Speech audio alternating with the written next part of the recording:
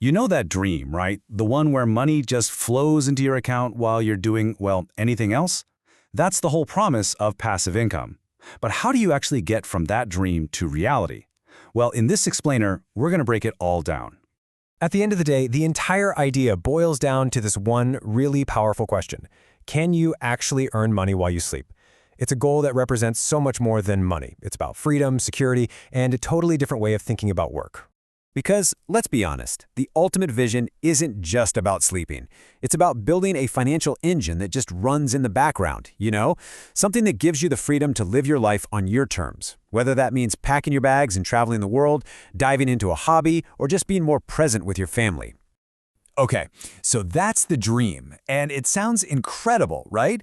But before we dive into all the exciting possibilities, we've got to ground ourselves. So let's start with a little dose of honest truth, because understanding the full picture is absolutely the first step to making any of this happen. Here it is. This is probably the most important thing to get straight from the get-go. Building a passive income stream is almost never passive in the beginning. It needs a huge upfront investment. Now, that investment can be one of two things. Either your time and effort, like, writing a book or creating a course, or your capital, like buying a rental property. So here's the crucial difference. It isn't about whether you work. It's about when you work. Think about it. Active income is a straight trade. You work an hour, you get paid for an hour. Simple. But passive income? That's about front-loading the work. You build or buy an asset first, and then that asset starts working for you, generating money long after you finish that initial big push. Okay, so now that our expectations are a little more realistic, how do you actually start? It turns out most passive income ideas fall into one of three main paths, and once you understand these paths, the whole concept feels way less overwhelming. It helps you figure out the right starting point for you. Right. Path number one is all about creating assets. This is where you get to use your unique skills, your knowledge, your creativity. You could build an online course to teach something you've mastered, or maybe write an ebook. You could even start an e-commerce store using a model like dropshipping or print on demand, where you don't even have to touch the inventory. Or you could go the content route and build an audience with a blog or a YouTube channel that you monetize over time. So I just threw a word out there, dropshipping. What in the world is that? Well, it's a super popular way to do e-commerce where your online store is basically a middleman. You list products for sale, but you don't actually keep any of it in stock. When the customer buys something, you just pass that order along to your supplier and they ship the product right to the customer. Your profit? It's just the difference in price. Pretty neat, right? Let's move on to path number two. This one is all about using capital you already have. So instead of creating something from scratch, you're investing your money to make more money. This includes the classics, like buying stocks that pay dividends or buying real estate to get rental income. You could also get into peer-to-peer lending, where you're kind of like a bank for other people. And there are also REITs, that's real estate investment trusts, which are basically companies that own a bunch of properties, letting you invest in real estate without having to buy a whole building yourself. And this is where the reality of the investment path really hits home. Let's say your goal is pretty modest, maybe to make about $1,250 a month. Well, as you can see from this table, if you want to get that from safer stocks yielding 3%, you'd need about $500,000 invested.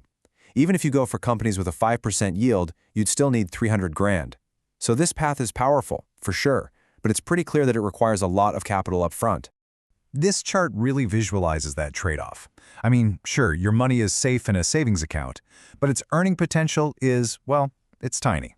Now compare that to real estate, where you're often looking at annual returns around 7% for residential rentals.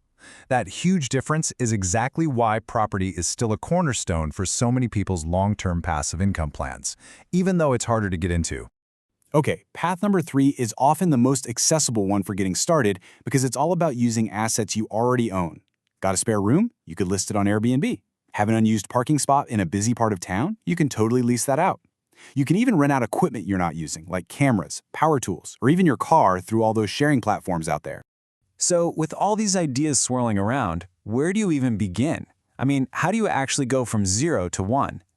The key is to follow a really simple, structured plan that helps turn an idea into an actual income-generating asset. It really breaks down into 3 simple steps. First up, assess. You've got to be honest with yourself. What skills do you have? What are you actually interested in? How much money can you commit? Pick a path that fits your life right now. Second, build. Yep, this is the hard work part. This is where you write the ebook, record the course, or save up for that down payment. And finally, launch and maintain. Get your project out there. But remember, it's not a set-it-and-forget-it machine. It's going to need some occasional updates. And please, be patient. It can often take months to see any real results. Look, building these income streams takes real effort. So it's important to remember why it's so worth it. Because the true benefits of passive income go way, way beyond just having some extra cash in your bank account. There are 4 truly transformative advantages here. First, you get financial freedom because you're not relying on a single paycheck. Second, you get reduced stress by creating a financial safety net for emergencies. Third, it can lead to location independence, giving you the flexibility to work from literally anywhere.